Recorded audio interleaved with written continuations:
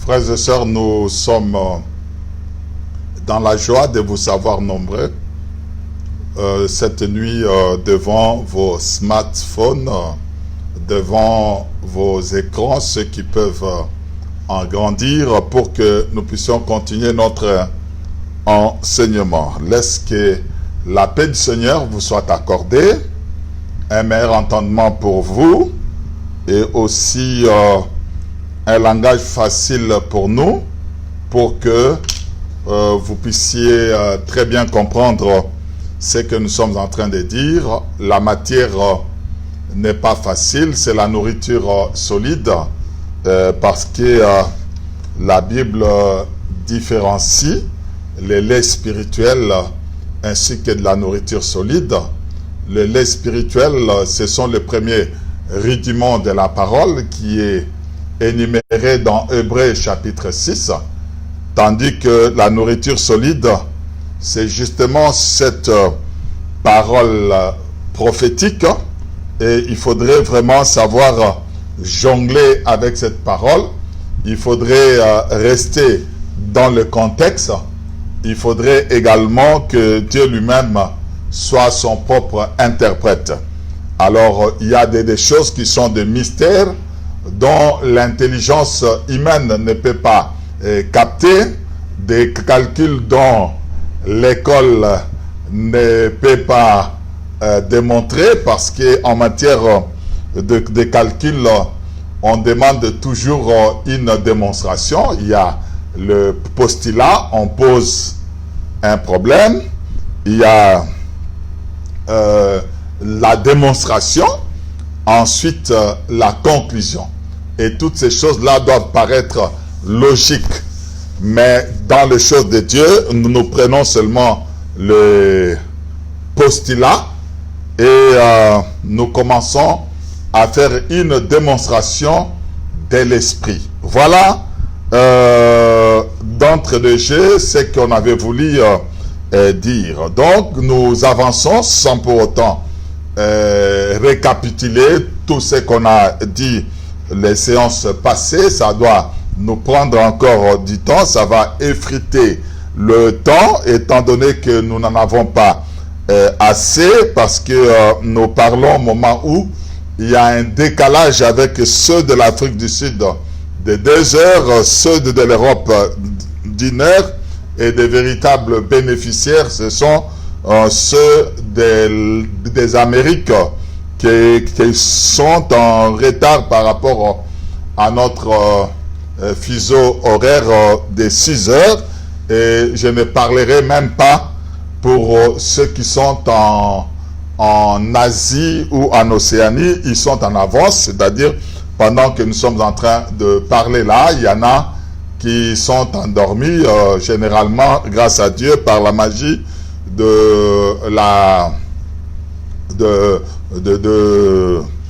des images. Ils peuvent nous prendre autant que eux-mêmes veulent. Donc ici, nous sommes en train de parler de 7 chandeliers. Nous avions compris que les chandeliers, d'après la définition du Seigneur, ici, il s'agit des 7 églises. Et donc, l'inconnu était le chandelier dont Dieu lui-même a posé l'égalité en disant que ce sont les 7 églises. Nous avions expliqué pourquoi ils sont les églises. Il ne faudrait pas seulement d'affirmer, mais il faudrait arriver à une démonstration. Cela là n'a pas posé trop de problèmes. Le problème était les 7 étoiles sont les anges des 7 églises. Cette équation-là, nous l'avions résolue en démontrant que les étoiles, en réalité, ce sont des hommes, et aussi les anges, c'est un mot qu'on dit amphibologique, c'est-à-dire qui a un double sens. On peut prendre dans le sens des esprits qui sont au service de Dieu, On peut également le prendre dans le sens des hommes qui sont au service de Dieu. Ça dépend du contexte. Et nous avions insisté sur le fait qu'il n'était pas étonnant de prendre justement les hommes comme étant des anges, parce que nous avions démontré qu'il y avait une littérature abondante qui démontre que les hommes peuvent être des anges. Et même dans notre parler au quotidien, quand un homme est un homme de bien et qu'il fait une bonne action, généralement, pour le féliciter, le congratuler, on dit, en tout cas, toi, tu es un ange. Et donc, c'est pas étonnant. Donc, nous n'allons pas nous éterniser sur ça parce que j'ai pas vu non plus de contestations en cette matière-là. Alors, nous comprenons que les 7 étoiles sont les anges de cette église, et nous voudrions maintenant commencer l'étude de chaque chandelier avec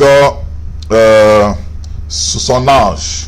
Je crois que nous avions démontré que cette matière était abondante.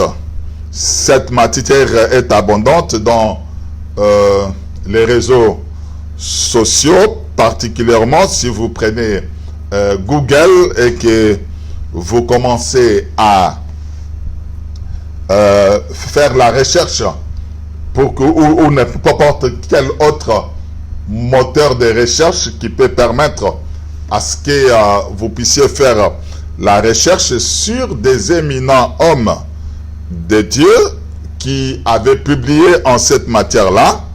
Nous avions dit que thèse Charles Roussel avait publié, c'est celui qui est le fondateur de Témoins de Jéhovah, et nous avions également dit que Clarence Larkin avait également publié en abonnant cette matière-là, et curieusement, nous avions vu que Branham, qui est venu après lui, parce que lui, il est mort en 1924, et Branham est né en 1906, et nous avions vu que Branham a repris littéralement tout ce que Clarence avait publié, à l'unique différence seulement quant au choix de l'ange de la 7e église. Et vous comprenez que tous les trois, ils se sont réclamés comme étant les anges de Laodicée, c'est-à-dire du 7e chandelier. Et là, nous pouvons croire qui, raison pour laquelle nous sommes rentrés aux études afin de très bien comprendre de quoi il est vraiment question. Ici, je ne me présente pas en prophète pour dire que l'ange du Seigneur que je sers m'est apparu cette nuit. Il m'a dit que tel et tel, tel et tel. Je me limite au niveau de ma grâce qui consiste justement à faire les études par rapport aux Écritures au mieux de ma connaissance aussi. Et si bien que je ne pose pas l'absolu, mais néanmoins, s'il y a contestation, vous êtes des juges, exigez toujours pièce contre pièce. On donne une écriture, il faudrait que cette écriture-là soit défendue par une autre écriture. Et il faudrait également éviter, le juge doit avoir toujours dans son esprit qu'on peut soudoyer un témoin, c'est ce qu'on appelle subornation des témoins. Donc on peut prendre un autre texte, on dit que c'est le témoin, on le force pour qu'il puisse venir confirmer des choses que tu es en train d'avancer. Vous êtes des juges et vous comprendrez certainement que il n'en est rien. Il n'est pas, cette personne-là n'est pas un bon témoin parce qu'il n'est pas un témoin oculaire. Il n'est pas non plus celui qui avait écouté. C'est pourquoi je vais avec les Écritures. Aujourd'hui, c'est le premier chandelier. Et nous faisons la lecture de la lettre parce qu'il s'agit de lettres qu'on est en train d'envoyer. Or, quand on envoie la lettre, il faudrait qu'on soit à mesure de lire cette lettre-là. C'est comme ça que nous avions dit la fois passée que on doit avoir la capacité de lire. Or, la personne qui a la capacité de lire, c'est celui qui peut d'abord rompre les seaux, ouvrir, et puis savoir dire exactement, interpréter la pensée de l'expéditeur. Que nous avons l'habitude de dire communément quel est l'esprit de la lettre. Parce que en réalité, la lettre qui tue, et c'est l'esprit qui vivifie. Voilà, nous en sommes à la lecture maintenant. Écrit, nous sommes dans Apocalypse chapitre 2, et nous lisons: écrit à l'ange de l'église d'Éphèse, voici ce que dit celui qui tient les 7 étoiles dans sa main droite, celui qui marche au milieu des 7 chandeliers d'or. Le premier verset, c'est le destinataire. Nous avions vu dans le chapitre 1er que les lettres ont été écrites aux églises, mais finalement, au moment de la rédaction, on ne donne pas à l'ensemble du peuple de l'église, mais ici plutôt, nous sommes en train de voir que on adresse la lettre à l'ange de l'église, c'est-à-dire la personne qui va recevoir, c'est l'ange de l'église, et ensuite c'est lui qui lira, c'est lui qui va faire la lecture. Nous avions compris que lire en réalité, d'après Babylone, Babylone, et particulièrement le roi Belshazzar, qui avait le cri sur la muraille et était dans l'incapacité de lire, il a fallu qu'on puisse appeler celui qui peut interpréter les songes. Lire, c'est interpréter.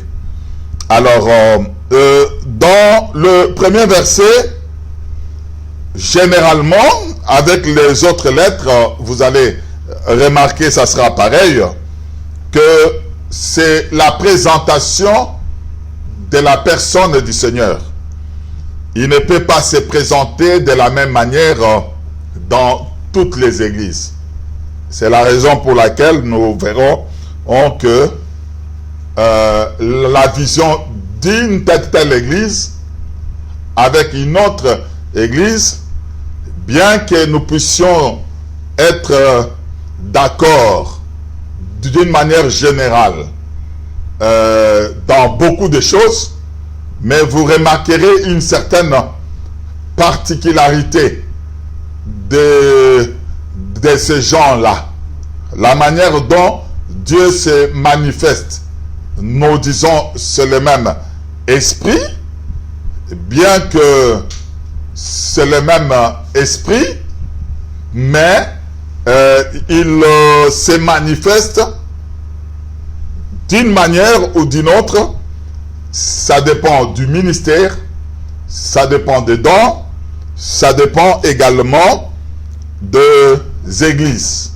Nous pouvons avoir le même ministère doctoral peut-être que Dieu va plus t'orienter vers la connaissance parfaite des prophéties déjà accomplies, une autre vers le présent, une bonne lecture du présent, une autre personne vers la prophétie du point de vue futuriste, du futur. Alors, ça dépend, c'est le même esprit, et ces gens-là ont le même ministère. Voilà, ici, il se présente comme celui qui tient les 7 étoiles dans sa main droite. Et c'est lui qui marche au milieu des 7 chandeliers d'or. Ce n'est pas par hasard qui se présente sous cette forme-là. Nous voyons sa main ayant le 7 étoiles, et aussi il marche au milieu des 7 chandeliers d'or.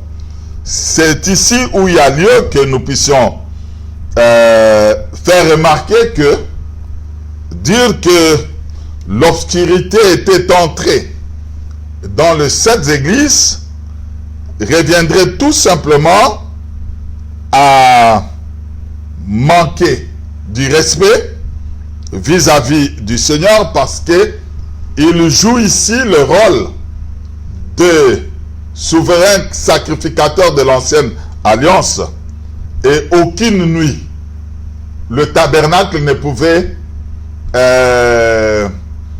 passer sans la lumière. Et d'ailleurs cette lumière là se prépare chaque matin, et puis la nuit ou le soir on pouvait allumer cela. Ne confondons pas les assemblées locales et l'église corps du Christ.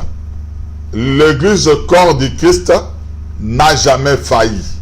Nos assemblées locales peuvent faillir par des introductions, des hérésies, des doctrines des hommes, des interprétations des hommes, mais tandis que le corps du Christ a toujours été éclairé depuis le jour où le Seigneur lui-même a fondé, et d'ailleurs il a martelé en disant: ni la mort ni les séjours de mort ne prévaudront point contre elle. Donc il faudrait avoir du respect vis-à-vis du souverain sacrificateur. Donc il tient les 7 étoiles et il marche au milieu des chandeliers d'or. Après la présentation, il passe maintenant à la congratulation, à féliciter l'Église, parce que Dieu est reconnaissant. Il sait exactement qu'est-ce que une Église a fait, et malgré le bien qu'on peut faire, il ne niera jamais non plus ce que vous ne faites pas bien, et il reprochera. C'est comme ça qu'il commence à dire: je connais tes œuvres, ton travail. Les œuvres et le travail pour Dieu, c'est pas la même chose. Ici, je suis en train de donner des explications littérales des choses que nous sommes en train de rencontrer, mais nous n'avions pas encore interprété. Commenter de cette manière-là, ça peut ressembler à tout commentateur biblique qui peut prendre les textes et il les commente. Mais la différence viendra au moment de l'interprétation. Je connais tes œuvres. J'ai dit, les œuvres, c'est en opposition avec le travail. Les œuvres, c'est ce que chaque personne pratique. Les œuvres. Et le travail parle spécialement de l'œuvre de l'évangélisation, de l'œuvre du Seigneur et ta persévérance. Je sais que tu ne peux supporter les méchants et que tu as éprouvé ceux qui se disent apôtres. Remarquez que c'était un temps apostolique, le ministère qui s'exerçait à ce moment-là, parce que Dieu a établi dans l'Église. Premièrement, j'avais dit, il ne faudrait pas prendre cela comme une hiérarchie. Dans l'Église du Seigneur, il n'y a pas de hiérarchie ministérielle. Il n'y a que la complémentarité, ce sont les 5 doigts. Quand je voudrais pousser, je ne peux qu'utiliser la pouce. Quand je vais indexer, je ne peux qu'utiliser l'index. Si j'ai besoin de me gratter dans l'oreille, je ne peux qu'utiliser l'auriculaire. Et puis, si j'ai des problèmes d'annulaire, je ne peux pas prendre le majeur. Donc, c'est comme ça que le problème se présente, que tu as éprouvé ceux qui se disent apôtres et qui ne le sont pas, et que tu as trouvé menteurs. Nous y reviendrons sur tous ces concepts-là. Donc, je précise, c'était un temps apostolique, et que tu as de la persévérance et que tu as souffert à cause de mon nom et que tu n'étais point lassé. La persévérance, la souffrance à cause du nom du Seigneur, et que cette église ne s'était point lassée. Remarquez, quand on dit écrit à l'ange de l'église d'Éphèse, cela ne veut pas dire que la lettre lui est destinée, mais plutôt c'est comme nous avons l'habitude de dire que nous adressons une lettre à une tierce personne sous couvert de quelqu'un. C'est-à-dire c'est cette personne-là dont l'adresse peut paraître facile pour qu'on puisse retrouver la personne à qui on adresse. C'est-à-dire que vous remarquez que le contenu du texte ne parle que aux croyants de Dieu qui étaient à Éphèse. Donc tu n'étais pas lassé. Mais ce que j'ai contre toi, c'est ce que tu as abandonné. Ton premier amour, il passe maintenant au reproche. L'abandon du premier amour, c'est quelque chose de très grave que le Seigneur ne pardonne pas. L'abandon du premier amour. Son problème, c'est toujours qu'on puisse revenir au premier amour. Il dit, souviens-toi donc d'où tu es tombé. Il faut se souvenir toujours là où on était tombé. Il ne faudrait pas venir avec de justifications du genre que, tu sais, le corps est faible et l'esprit est fort. Chez Dieu, il n'y a pas de justification. Alors, souviens-toi donc d'où tu es tombé, répands-toi et pratique les premières œuvres. Nous voyons ici, il y a une corrélation entre le premier amour avec les œuvres. Il y en a qui font le travail du Seigneur sans les œuvres. Alors, sinon, je reviendrai à toi, j'ôterai ton chandelier de sa place. Et nous allons expliquer qu'est-ce qu'il entend par ôter les chandeliers de sa place. Et ici, est-ce que le chandelier, c'est une église? C'est la question qu'on peut se poser, mais quand on est en train de lire, les chandeliers, c'est Éphèse, ôter les chandeliers de sa place peut avoir une autre interprétation que nous nous réservons de donner maintenant et nous donnerons au temps opportun. Je crois peut-être que cette lettre peut nous prendre 2 ou 3 séances. Cela dépendra de la manière dont le Saint-Esprit est en train de nous conduire. À moins que tu te répandes. Tu as pourtant ceci, c'est que tu es les œuvres de Nicolaïtes. Retenez que ici, il s'agit des œuvres.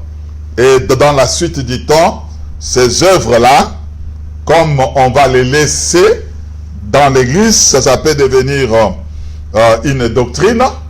C'est pourquoi un peu de levain peut lever toute la pâte. S'il y a quelque chose qui n'est pas de la parole de Dieu, il ne faudrait jamais le permettre, parce qu'un jour, ça peut devenir alors une doctrine. Pourquoi? Les gens vont évoquer la jurisprudence.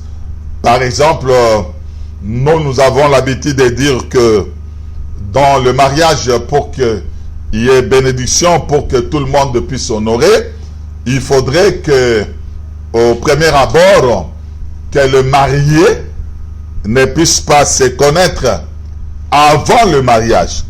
Eh bien, si vous vous connaissez avant le mariage, on se pose la question, nous on viendra célébrer quoi? On viendra bénir quoi? Parce que le Seigneur prononce la bénédiction pour ceux qui obéissent. Mais si tu n'as pas obéi, comment on peut alors venir te bénir? Si on laisse passer ça comme ça, ça devient un cas de jurisprudence, un cas d'école, et les autres aussi diront, eh bien, pourquoi vous pouvez faire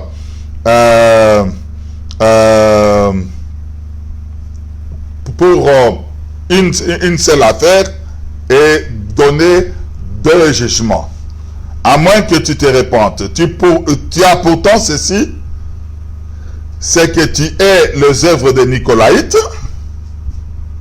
œuvres que j'ai aussi, et là il s'agit des œuvres, nous y reviendrons. Que celui qui a des oreilles entende. Nous parlerons des oreilles aussi. C'est que l'Esprit dit aux églises, et à celui qui vaincra, je donnerai à manger de l'arbre de vie. Nous en avions parlé, et nous y reviendrons aussi, qui est dans le paradis des dieux. Voilà le premier chandelier. Le premier chandelier en réalité, qui est Éphèse. Nous voudrions maintenant circoncire, introduire, parler dans l'ensemble. Dans l'ensemble, ou encore donner l'économie des chandeliers. Qu'est-ce qui se passe alors ici? Dieu, j'explique pour que nous puissions très bien comprendre. Dieu commence premièrement à choisir les localités, les églises locales. Et curieusement, toutes ces églises-là étaient autour de Patmos, l'île de Patmos. Par Patmos, vous sentez déjà qu'il s'agit d'une entité de la Grèce antique. Et il choisit ces villes-là pour leur adresser des lettres. Et dans toutes ces villes-là, il y avait des églises. À Éphèse, il y avait une église. À Smyrne, il y avait une église. À Pergame, il y avait également une autre église. À Thyatire, également une église. Et Sardes également une autre église, à Philadelphie une église, et aussi à Laodicée une église. Des églises locales qui existaient, qui ont accepté la parole de Dieu. C'était des églises locales confiées alors à la responsabilité de tous les ministres qui exerçaient le ministère dans ces contrées-là. Alors, Dieu connaissait le comportement de chacune d'elles et il commence maintenant à soit féliciter, soit reprocher des choses qui se passent dans cette église-là.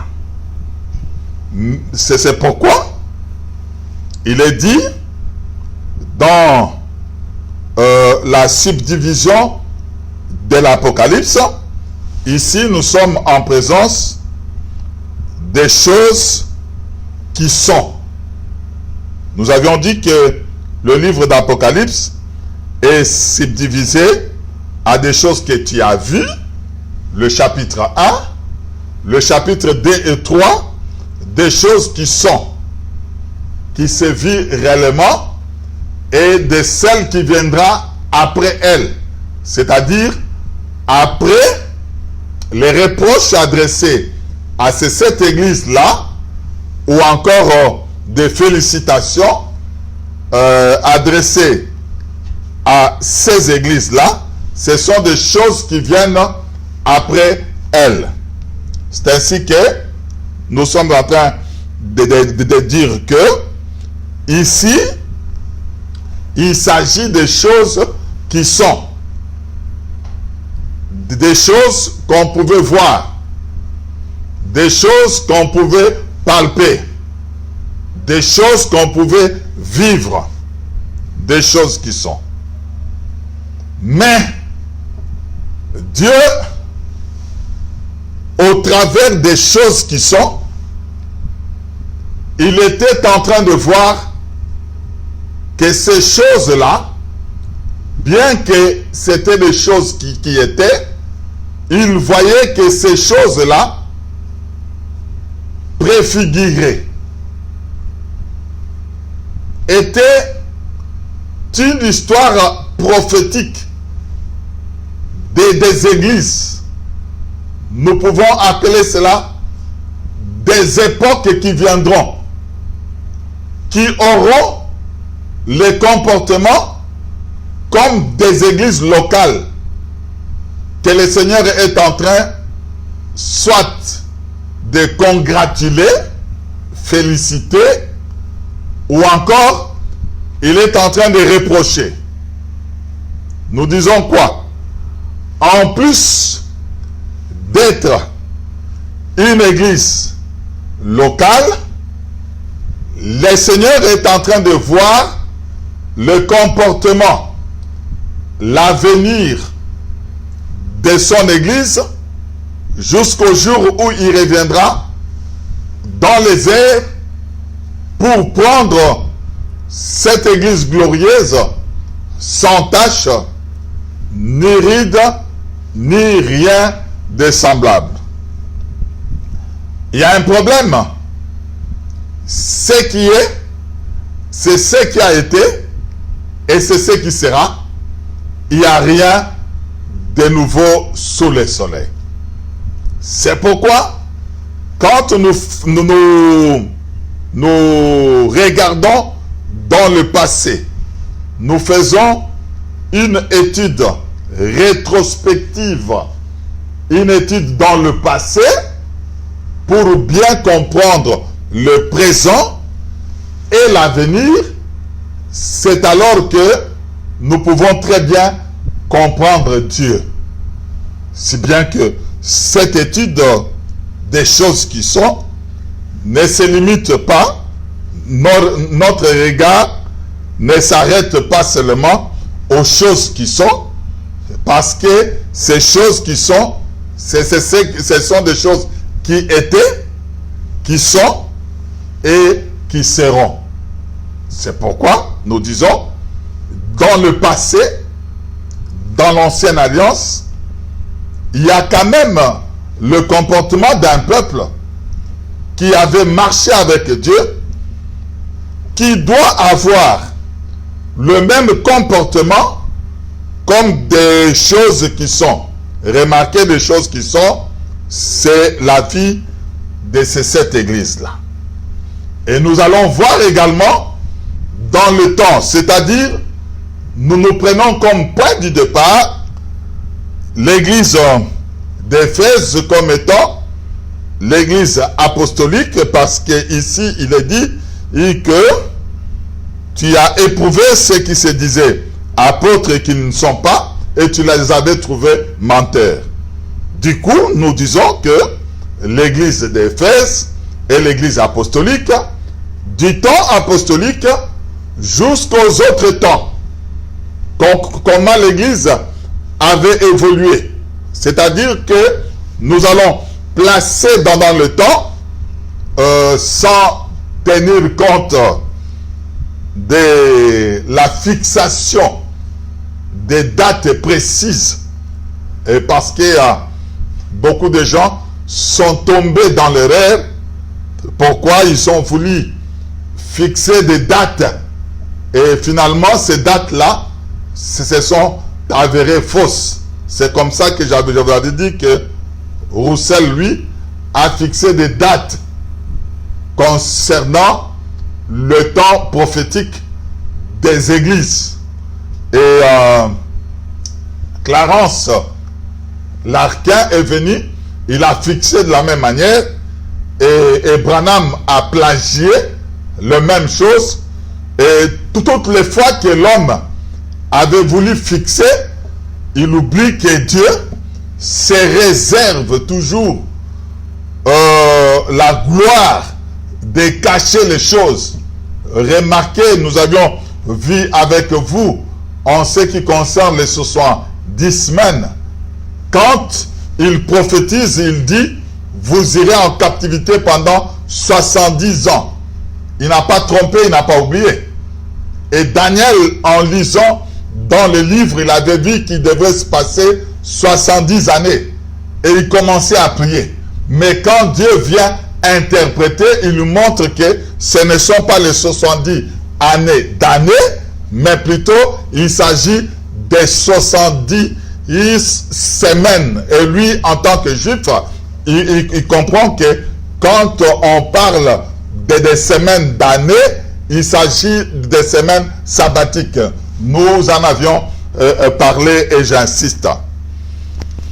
J'insiste du fait que Éphèse était dans le passé, Éphèse était dans le présent, au moment où l'apôtre écrivait, pendant qu'il était dans l'île de Patmos, il écrivait, il y avait eu un certain rassemblement d'Éphèse. Je crois que tout croyant, à partir d'Actes chapitre 18, 19, jusqu'à 20, hein, et voir l'église d'Éphèse, les anciens d'Éphèse, Apollos est passé par là, Paul également.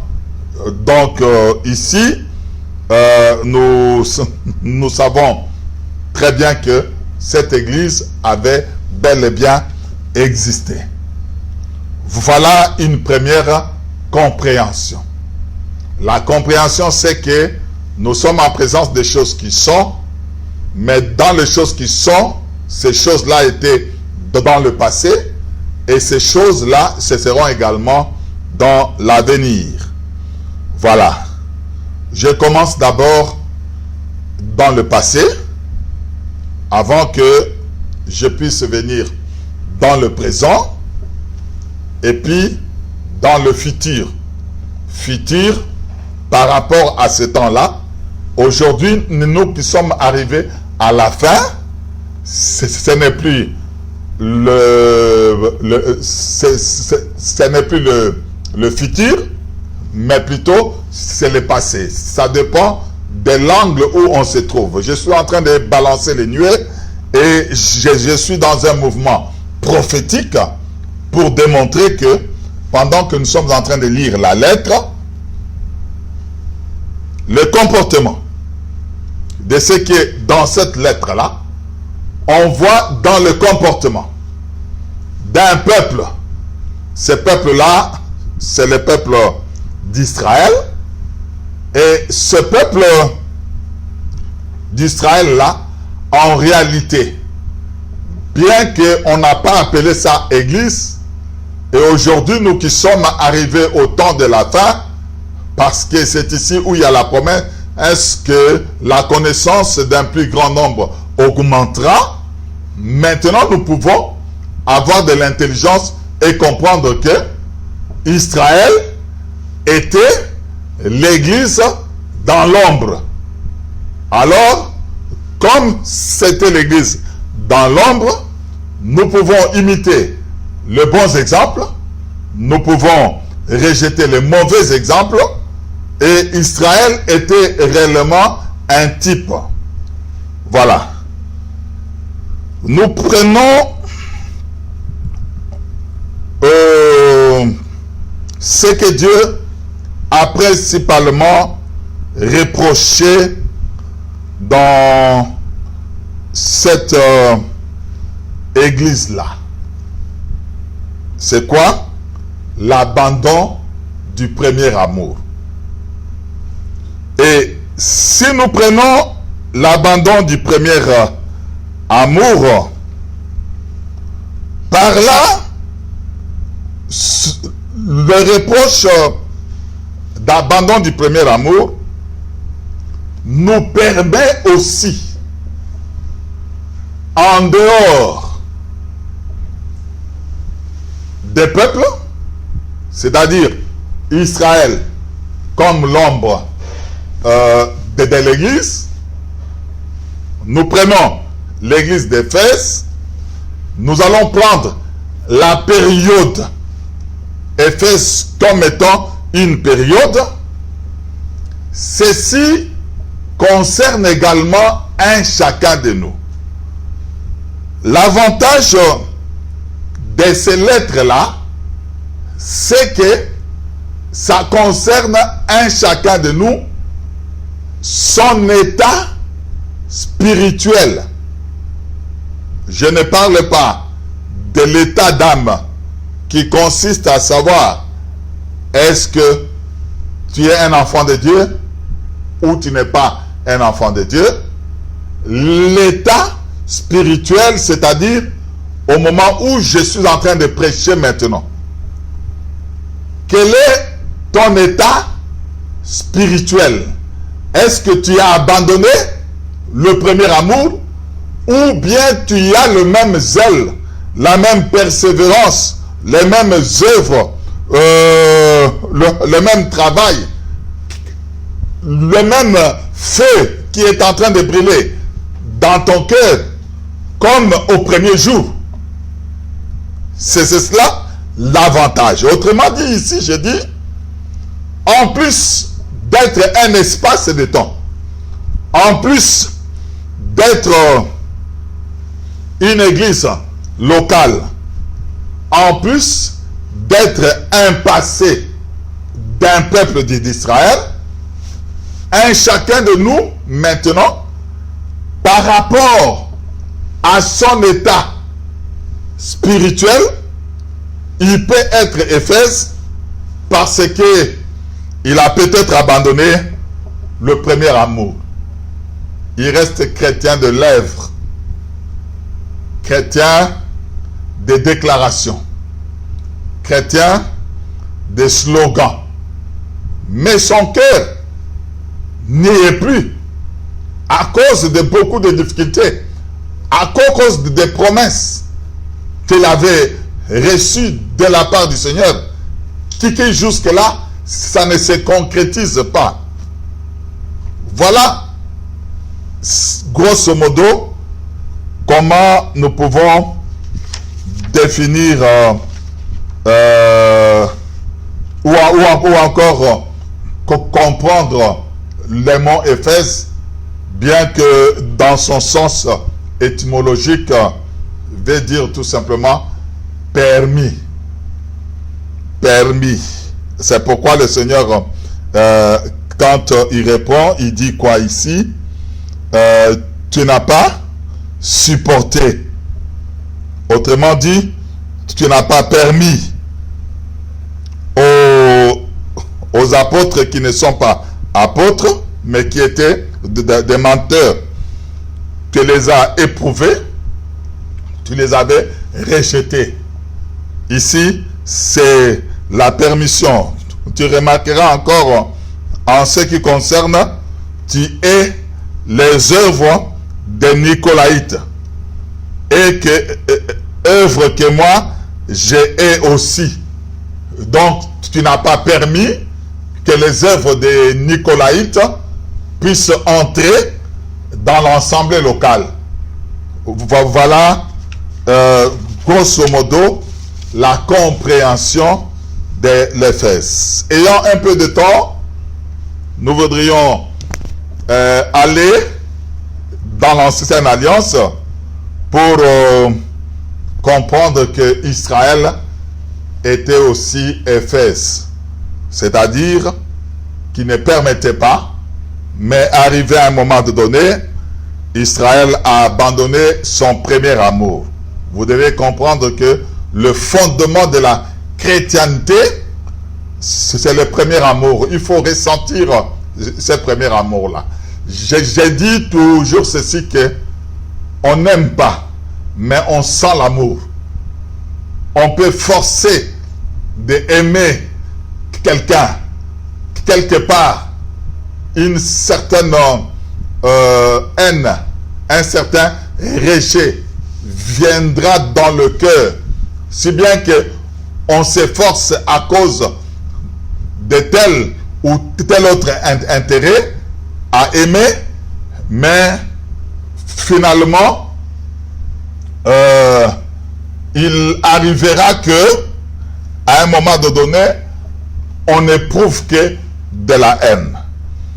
Je prends un texte, je dis Éphèse, c'est l'église où le peuple d'Israël sortit de l'Égypte.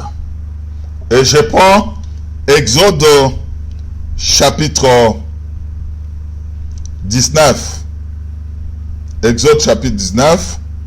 Et je suis au verset 1. Donc ici, c'est la comparaison du passé pour que nous puissions arriver au présent et que nous puissions aller dans l'avenir. L'étude prophétique se procède de cette manière-là. Le troisième mois après la sortie du pays d'Égypte, remarquez que là, Éphèse sort du monde. Tout comme toi, tu es sorti du monde. Mais remarquez, le troisième mois après leur sortie d'Égypte, les enfants d'Israël arrivèrent ce jour-là au désert de Sinaï. On sort, on rencontre Dieu maintenant, qu'il doit te parler de la manière dont tu dois te comporter, de la manière dont tu vas marcher, sortir par des miracles. Ça ne peut pas tellement poser des problèmes. Il y en a parmi nous qui ont vécu un miracle extraordinaire et cela les a amenés auprès du Seigneur. Après ce tralala-là évangélique, venez, Dieu vous aime, il vous bénira, vous allez voyager, et ainsi de suite. C'est tout simplement pour attirer le cœur de la femme. Remarquez que c'est exactement comme une femme, il nous appelle de cette manière-là. Maintenant, on arrive au désert de Sinaï, étant pas partis de Rephidim, ils arrivèrent au désert de Sinaï, ils campèrent dans le désert, Israël campa là, vis-à-vis de la montagne. Après tous les miracles, les premiers-nés des Égyptiens sont morts. Pharaon, sa cavalerie, engloutie dans l'eau. Et maintenant, on est en présence de la montagne, c'est-à-dire maintenant on est face à face avec Dieu. C'est ici que on peut connaître le caractère véritable du mari. Après avoir quitté chez vous, tu viens, tu entres dans la maison de cet homme-là, et maintenant vous êtes face à face. Quelqu'un disait c'est le temps de vérité, parce que tu ne te réveilles, tu ne te réveilleras pas avec des phares, de mascarade, parce qu'aujourd'hui il y a le lieu que tu puisses avec le mascarade cacher une partie de l'imperfection qui est sur le visage. Tu peux tout cacher et ainsi de suite, mais entrer dans la maison, c'est là où l'homme te verra, te réveiller sans maquillage, te réveiller également sans postiche, sans perruque, et aussi sans cabello sur ta tête. C'est la réalité maintenant. Vous êtes maintenant phare à phare, face à face. Remarquez que j'ai utilisé un concept bien connu des Congolais, mais je parle au monde entier, et il faudrait qu'on puisse me comprendre. Là, vous êtes face à face. Donc, ils ont campé, ils ont campé vis-à-vis de la montagne. Moïse monta vers Dieu, et l'Éternel l'appela du Dieu de la montagne en disant: tu parleras ainsi à la maison de Jacob, tu diras aux enfants d'Israël: vous avez vu que je vous ai fait, vous avez vu ce que je fais à l'Égypte, et comment je vous ai porté sur les ailes d'aigle et amené vers moi. Donc, le mont Sinaï ici, nous disons, c'est la demeure de Dieu. C'est pourquoi il dit, vous avez vu comment je vous ai amené vers moi. Il n'amène que comme un aigle. Il n'amène que ayant les deux ailes, la loi et la grâce. C'est ce qui fait l'équilibre. On ne peut pas négliger la loi, parce que la loi n'est que l'interprétation de la grâce. Maintenant, si vous écoutez ma voix, si vous gardez mon alliance, vous m'appartiendrez entre tous les peuples, car toute la terre est à moi. Vous serez pour moi un royaume de sacrificateurs. Il n'y a pas que nous qui sommes un royaume de sacrificateurs, c'est tout simplement parce que Israël a failli à cet engagement-là. C'est ainsi qu'il a fait de nous un royaume de sacrificateurs. C'est pour dire que Israël est bel et bien une préfiguration, un type, une représentation symbolique de l'Église. Et une nation sainte. Voilà les paroles que tu diras aux enfants d'Israël. Moïse fit appeler les anciens du peuple et mit devant eux toutes ces paroles comme l'Éternel lui avait ordonné. Écoutez, c'est ça ce qui est important. Le peuple tout entier répondit: nous ferons tout ce que l'Éternel a dit. Moïse rapporta les paroles du peuple à l'Éternel. Mariage d'amour. Nous ferons tout ce que il nous a demandé. Les témoins, c'est qui? C'est Moïse. Il rentre, il rapporte ces paroles-là auprès de l'Éternel et le mariage est scellé. Mais quand ils sont en train de marcher, quand ils marchent, ils rencontrent des difficultés, des besoins qui ne sont pas satisfaits. Pendant leur marche, ils ne croyaient pas que ça devait prendre suffisamment du temps comme ça. Ils ne croyaient pas qu'ils pouvaient rencontrer autant de difficultés, des manques de viande, de l'eau, de la nourriture qu'ils mangeaient à satiété en Égypte. Ils ne croyaient pas qu'ils pouvaient marcher avec les mêmes vêtements. Là, la rupture commence. Perte de premier amour. Marchons quand même avec lui. Comme une femme qui n'aime plus son mari, mais à cause des enfants, parce qu'elle ne peut plus rentrer chez elle, alors là, dans le cœur, la marche avec Dieu, c'est un problème de cœur. Et on doit ressentir cela. Au lever du sommeil, au coucher, pendant qu'on marche, tout le temps, on doit sentir cet amour-là. Et ton âme est en train d'exalter ces dieux-là. Qu'est-ce qui était arrivé? Jérémie chapitre 2. Je crois qu'on va s'arrêter là. Le temps imparti est en train de toucher cruellement à sa fin. Va écrit, je suis dans Jérémie chapitre 2. Je peux commencer par le verset 1. La parole de l'Éternel me fut adressée en ces mots. Va écrit aux oreilles de Jérusalem.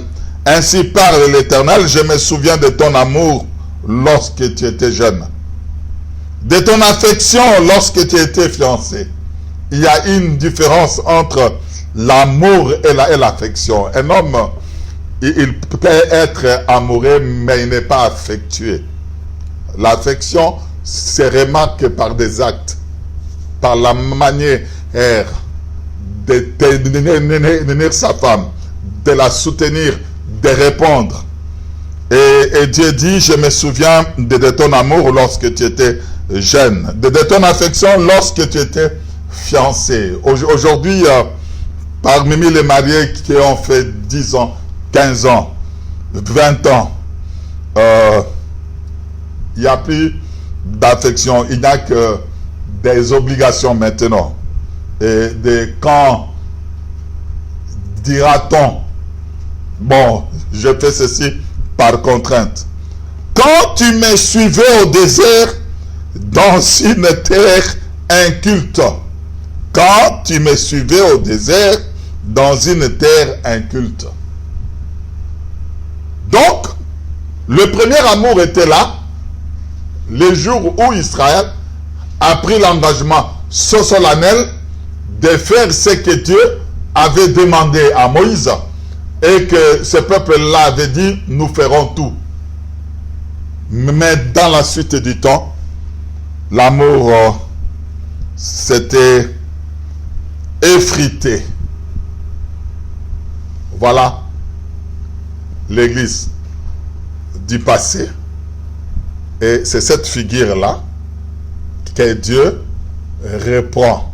Vous allez voir dans la suite du temps toute la marche d'Israël jusqu'à dans la terre promise, jusqu'au moment où Jésus revient, trouve Israël apostate, Dieu en dehors de la maison, c'est Laodicée. Donc, nous allons d'abord expliquer dans le passé chaque église, dans le temps présent, c'est-à-dire au moment où la lettre a été écrite, et aussi dans le temps prophétique, c'est-à-dire le premier siècle qui a connu ce comportement-là d'abandon du premier amour.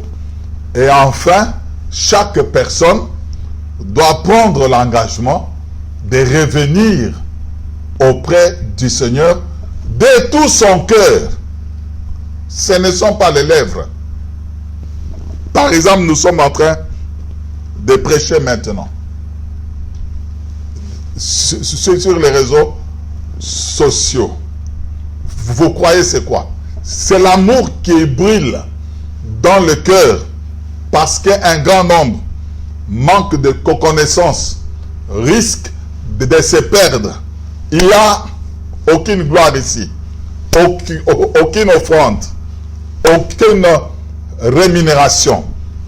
Au contraire, il n'y a que des dépenses personnelles pour que je puisse vous arriver à la maison. Donc, les ailes de la maison de Dieu, de la parole de Dieu, doivent dévorer nos cœurs pour que nous puissions revenir totalement comme au jour où nous avions crié. Que Dieu vous bénisse. Nous passons à notre intercession. Nous intercédons pour un pays que nous n'avions pas beaucoup cité. Il s'agit de l'Afrique du Sud, où il y a environ dans le 7 millions, nous avions suivi ça comme ça. Et la pandémie est en train de battre de l'aile là-bas. En Afrique, nous allons penser à l'Algérie, Kabylie, dont les frères nous ont demandé de prier également pour eux.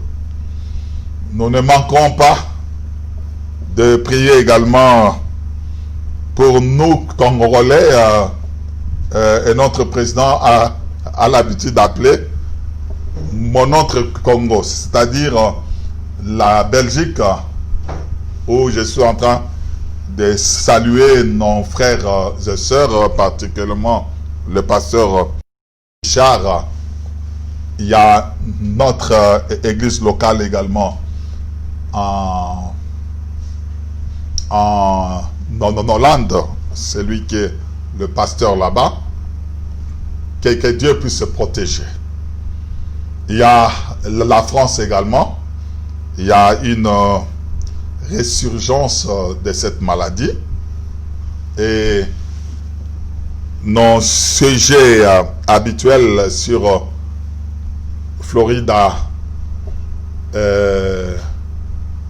Texas, et également California, et partout ça commence à aller jusqu'à Illinois, et partout même, que Dieu puisse nous regarder d'un regard paternel et qu'il nous regarde d'un regard compatissant, qu'il puisse étendre son oreille afin de nous écouter et de déclencher un miracle. Il pourra le déclencher de la manière dont il veut. Pour nous, nous voudrions seulement la fin de cette pandémie. Nous penserons également à prier pour l'Angleterre. Je ne saurais pas citer tous les pays du monde ici. Et puis, nous ne manquons pas de prier pour notre pain quotidien, c'est-à-dire le boulot, et nous prions. Père éternel, nous venons dans ta présence, avec le monde entier partout où règne cette pandémie. Il n'y a que toi, ô Dieu, là où la médecine a échoué. Là où le scientifique, avec leurs laboratoires sophistiqués, avec tous les travaux qui sont en train de faire des recherches. Si toi tu ne donnes pas l'intelligence et la sagesse, il n'y a rien qui peut arriver. Souviens-toi de la race humaine. Tu l'as créée à ton image et à ta ressemblance. Dis un mot au Dieu. Il est écrit que celui qui se confie à l'Éternel, il ne sera jamais confus.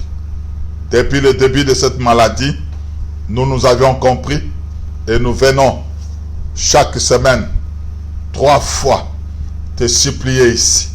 Regard paternel vers la Belgique, la France. Regard paternel vers l'Afrique du Sud, vers l'Algérie, la Kabylie.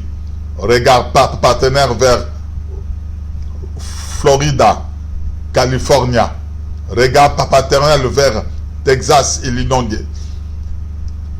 Illinois, partout, oh Dieu, où la pandémie est en train de sévir maintenant. Étends ta main pour la guérison parce que ta main n'est pas courte, oh Dieu. Je te supplie également pour le travail, le vécu quotidien.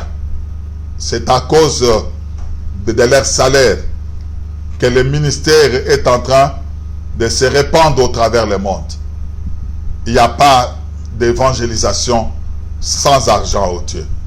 Ta main puissante agit maintenant dans le nom glorieux de notre Rédempteur Jésus. Étends ta main également pour tous ceux qui sont malades et qui souffrent d'une maladie quelconque. Il est écrit que dans leur détresse, ils crièrent vers toi. Tu envoies la parole et la parole est guérie. Tous ceux qui ont accepté la parole ce soir, tous ceux dont le cœur a été vivement touché, tous ceux qui ont voulu revenir auprès de toi afin de pratiquer le premier amour, ô Dieu de gloire, tu vois leur cœur pour voir leurs besoins, pour qu'il y ait une différence entre ceux qui craignent Dieu et ceux qui ne craignent pas Dieu. Accorde-les, Père, dans le précieux nom de notre Rédempteur Jésus. Amen. Acclamons le Seigneur et nous passons aux salutations de chaque jour. Et nous commençons avec la sœur Alice, fidèle de fidèles, région parisienne, France. Ebenezer Mousse de l'Angleterre, nous te saluons au nom de Jésus ainsi que toute ta maison. Mon lieutenant Motebe, l'évangéliste Dieu merci, je te salue avec toute ta maison. Méziane Emmanuel, homme de Dieu que j'aime, que je suis en train de lire les publications, je te salue et je dis bon courage, homme de Dieu. Ne te laisse pas impressionner par des critiques. L'homme est né pour critiquer.